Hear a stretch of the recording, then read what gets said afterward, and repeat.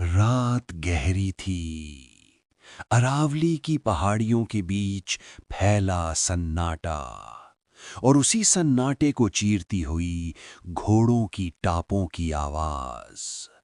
मुगल सेना आगे बढ़ रही थी। उनका लक्ष्य था श्रीनाथ जी मंदिर, एक ऐसा मंदिर जिसे सिर्फ एक पूजा स्थल नहीं बल्कि भगवान श्री कृष्ण का जीवंत निवास माना जाता था। लेकिन उस रात कुछ ऐसा हुआ जिसने इतिहास, आस्था और तर्क तीनों को चुनौती दे दी। क्या सच में हजारों सैनिकों की ताकत को एक भंवर यानी मधुमक्खियों के झुंड ने रोक दिया था? क्या ये सिर्फ एक संयोग था या फिर ईश्वर का प्रत्यक्ष हस्तक्षेप? आज हम आपको बताएंगे एक ऐसी घटना जिसे लोग आज भी कहते हैं श्रीनाथ जी का चमत्कार। समय था 17वीं सदी का। दिल्ली की गद्दी पर बैठा था औरंगजेब, एक ऐसा शासक जो अपनी कठोर नीतियों और मंदिरों के विध्वंस के लिए जाना जाता था। उसके शासन में कई मंदिर तोड़े गए और धार्मिक स्वतंत्रता पर भी खतरा मंडराने लगा। इसी दौरान ब्रजभूमि में स्थित श्रीनाथ जी की मूर्ति, जो स्वयं गोवर्धनधारी कृष्ण का स्वरूप मानी जाती थी, खतरे में आ गई। ये कोई साधारण मूर्ति नहीं थी। ये वही स्वरूप था जिसमें भगवान श्री कृष्ण ने गोवर्धन पर्वत उठाया था। भक्त मानते हैं ये मूर्ति स्वयं प्रकट हुई थी, और यही कारण था कि इसे बचाना सिर्फ एक धार्मिक कर्तव्य नहीं बल्कि आस्था की रक्षा थी। जब खतरा बढ़ा तो पुजारियों और भक्तों ने मिलकर एक निर्णय लिया, मूर्ति को सुरक्षित स्थान पर ले जाया जाएगा।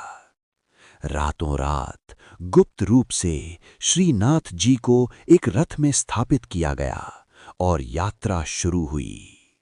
ये यात्रा आसान नहीं थी। रास्ते कठिन थे। हर पल डर था कि मुगल सेना पीछा कर सकती है। लेकिन कहा जाता है इस यात्रा के दौरान कई बार ऐसे चमत्कार हुए जिन्होंने भक्तों को यकीन दिलाया कि भगवान खुद उनके साथ हैं। उधर मुगल सेना को खबर मिल चुकी थी। उन्होंने पीछा शुरू कर दिया। हजारों सैनिक, घोड़े, हथियार। उनका लक्ष्य साफ था, मूर्ति को कब्जे में लेना। नाथ द्वारा के पास रथ अचानक रुक गया। कितनी भी कोशिश की गई, रथ आगे नहीं बढ़ा।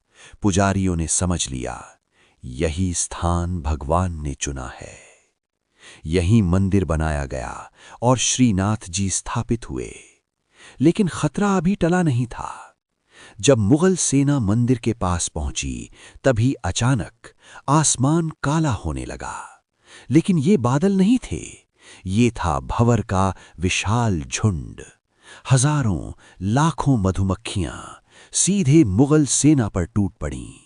घोड़े बेकाबू हो गए, सैनिक चीखने लगे, कई सैनिक जमीन पर गिर पड़े। कोई आगे नहीं बढ़ पा रहा था। ये हमला इतना भयानक था कि पूरी सेना को पीछे हटना पड़ा। मंदिर के अंदर भक्त प्रार्थना कर रहे थे और बाहर भगवान खुद रक्षा कर रहे थे। लोगों ने कहा, ये कोई साधारण घटना नहीं थी, ये स्वयं श्रीनाथ जी का चमत्कार था। कुछ इतिहासकार कहते हैं ये एक प्राकृतिक घटना हो सकती है। जंगल में मधुमक्खियों का हमला आम बात थी, लेकिन सवाल यह है कि क्यों ठीक उसी समय? क्यों सिर्फ सेना पर हमला हुआ? क्यों मंदिर सुरक्षित रहा? क्या सच में भगवान ने अपनी रक्षा खुद की, या फिर इस कहानी के पीछे छिपा है कोई और रहस्य? अरावली की पहाड़ियों के बीच बसे श्रीनाथ जी मंदिर की सुबह किसी साधारण मंदिर जैसी नहीं होती। यहाँ हर दिन की शुरुआत होती है मानो स्वयं भगवान को जगाया जा रहा हो। कहते हैं कि यहाँ भगवान को जगाया नहीं जाता, बल्कि वे स्वयं जागते हैं। मंगला आरती से पहले का वो पल जब मंदिर के पट खुलने वाले होते हैं, भक्तों के लिए सिर्फ एक दर्शन नहीं बल्कि एक दिव्य अनुभव होता है। कई लोगों का मानना है कि उस क्षण वातावरण में एक अलग ही ऊर्जा होती है, जैसे कोई अदृश्य शक्ति वहां उपस्थित हो। कुछ भक्त तो यहाँ तक दावा करते हैं कि उन्होंने मंदिर के अंदर हल्की सी सुगंध महसूस की, बिना किसी धूप या अगरबत्ती के। और कुछ ने कहा कि उन्हें ऐसा लगा जैसे कोई उनके पास खड़ा है, लेकिन जब उन्होंने पीछे मुड़कर देखा, वहां कोई नहीं था। मंदिर की सबसे रहस्यमयी बातों में से एक है यहाँ की सेवा परंपरा। श्रीनाथ जी को दिन में कई बार अलग अलग श्रृंगार और भोग लगाए जाते हैं, जैसे किसी जीवित बालक की सेवा की जाती हो। सुबह से लेकर रात तक उनके कपड़े बदले जाते हैं, भोजन कराया जाता है और उन्हें विश्राम भी दिया जाता है। लेकिन सबसे चौंकाने वाली बात यह है कि कई बार पुजारियों ने दावा किया है कि जब वे सुबह मंदिर खोलते हैं तो भगवान के वस्त्र या आभूषण थोड़े बदले हुए मिलते हैं, जैसे किसी ने रात में स्वयं उनका श्रृंगार किया हो। क्या ये सिर्फ एक परंपरा का हिस्सा है या फिर सच में यहाँ कोई अदृश्य लीला चल रही है? रात का समय इस मंदिर को और भी रहस्यमयी बना देता है। जब मंदिर के द्वार बंद हो जाते हैं और चारों ओर सन्नाटा छा जाता है, तब कहा जाता है कि अंदर कुछ ऐसा होता है जिसे आम इंसान नहीं देख सकता। स्थानीय लोग बताते हैं कि देर रात मंदिर के पास से गुजरते समय कभी-कभी अंदर से हल्की सी बांसुरी की धुन सुनाई देती है, और कुछ ने तो ये भी कहा कि उन्होंने मंदिर के भीतर से पैरों की आहट सुनी। क्या ये सिर्फ कल्पना है या फिर सच में भगवान श्री कृष्ण आज भी यहाँ अपनी लीला करते हैं? इतिहास में भी कई ऐसे प्रसंग मिलते हैं जो इस मंदिर को साधारण नहीं रहने देते। कहा जाता है कि कई बार जब मंदिर या नगर पर संकट आया तो किसी न किसी रूप में एक अदृश्य शक्ति ने रक्षा की। कभी मौसम अचानक बदल गया, कभी दुश्मनों का रास्ता भटक गया और कभी बिना किसी कारण के संकट टल गया। ये घटनाएं सिर्फ कहानियां नहीं हैं, ये पीढ़ी दर पीढ़ी सुनाई जाने वाली सच्चाइयां हैं, जिन्हें वहां के लोग आज भी महसूस करते हैं। यही कारण है कि नाथ द्वारा सिर्फ एक तीर्थ नहीं बल्कि एक ऐसा स्थान है जहां लोग भगवान को देखने नहीं बल्कि महसूस करने आते हैं। लेकिन हर रहस्य के पीछे एक सवाल भी छिपा होता है। क्या ये सब सच में चमत्कार हैं या फिर आस्था की शक्ति जो हर अनुभव को दिव्य बना देती है? कुछ लोग कहते हैं कि ये सब मन का खेल है, जबकि भक्त मानते हैं कि जहां विश्वास होता है वहां भगवान स्वयं प्रकट होते हैं। और शायद यही इस मंदिर की सबसे बड़ी सच्चाई है। यहाँ तर्क और आस्था के बीच की रेखा धुंधली हो जाती है। और अब सवाल ये है, क्या आप इस रहस्य को सिर्फ सुनकर मान लेंगे या खुद जाकर महसूस करना चाहेंगे? क्योंकि कहा जाता है, श्रीनाथ जी बुलाते हैं तभी कोई वहां पहुंच पाता है। के बीच स्थित श्रीनाथ जी मंदिर सिर्फ आस्था का केंद्र नहीं बल्कि एक अनुशासित रहस्यमयी परंपरा का जीवंत उदाहरण है। यहां प्रवेश करते ही आपको महसूस होगा कि ये कोई साधारण मंदिर नहीं, ये एक राज दरबार है जहां श्रीनाथ जी को एक बाल राजा की तरह सेवा दी जाती है। हर क्षण, हर क्रिया, हर दर्शन एक तय नियम के अनुसार होता है। लेकिन इन नियमों में कुछ ऐसे भी हैं जिन्हें हर भक्त नहीं जानता और जिनका पालन सदियों से बिना किसी बदलाव के किया जा रहा है। सबसे पहला और सबसे महत्वपूर्ण नियम है समय। यहां दर्शन पूरे दिन खुले नहीं रहते बल्कि अलग अलग झांकियों में होते हैं। मंगला, श्रृंगार, ग्वाल, राजभोग, उत्थापन, भोग और शयन। हर झांकी का समय सटीक होता है और अगर आप एक पल भी देर से पहुंचे तो आपको दर्शन नहीं मिलेंगे। ये सख्ती सिर्फ अनुशासन नहीं बल्कि एक विश्वास है कि भगवान की दिनचर्या भी एक जीवित बालक की तरह होती है और उसमें बाधा नहीं डाली जा सकती। यही कारण है कि यहाँ की सेवा को सेवा कहा जाता है, पूजा नहीं। लेकिन असली रहस्य तब शुरू होता है जब मंदिर के द्वार बंद हो जाते हैं। कहा जाता है कि रात के समय मंदिर के अंदर कोई भी नहीं रहता, यहाँ तक कि पुजारी भी बाहर आ जाते हैं और इसके पीछे कारण सिर्फ नियम नहीं, बल्कि एक गहरी आस्था है। मान्यता है कि रात के समय भगवान श्री कृष्ण स्वयं अपनी लीला करते हैं, आराम करते हैं, विचरण करते हैं, और उस समय किसी मनुष्य की उपस्थिति वर्जित है। कई पुराने सेवायतों ने संकेतों में बताया है कि उन्होंने कभी-कभी सुबह मंदिर खोलते समय ऐसे बदलाव देखे हैं जिन्हें कोई इंसान नहीं कर सकता। लेकिन इन बातों को कभी खुले रूप में स्वीकार नहीं किया जाता, क्योंकि ये अनुभव है, प्रमाण नहीं। एक और चौंकाने वाली परंपरा है भोग और रसोई से जुड़ी।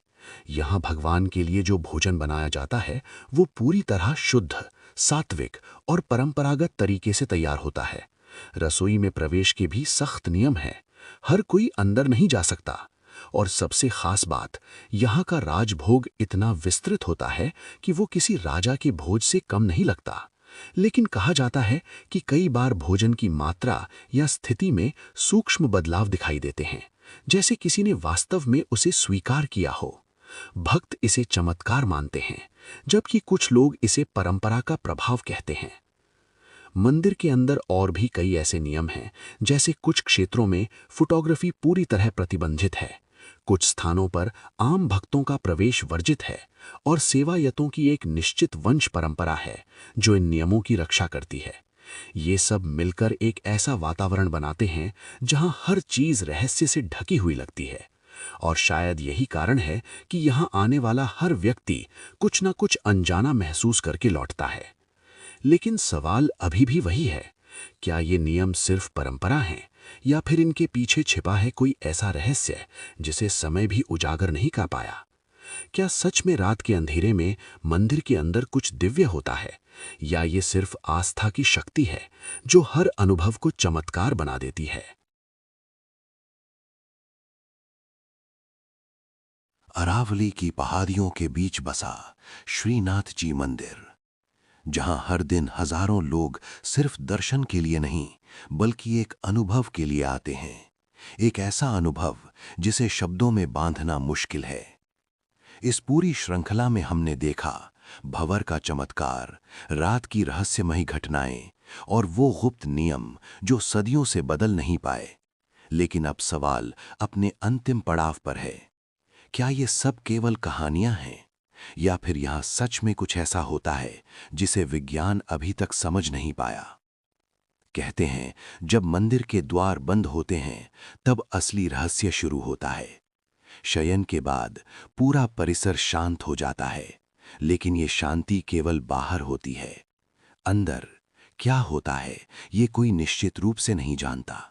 कुछ सेवायतों ने वर्षों की सेवा के बाद संकेतों में इतना जरूर कहा है कि सुबह मंदिर खोलते समय कभी-कभी ऐसे परिवर्तन दिखते हैं जिन्हें कोई इंसान नहीं कर सकता।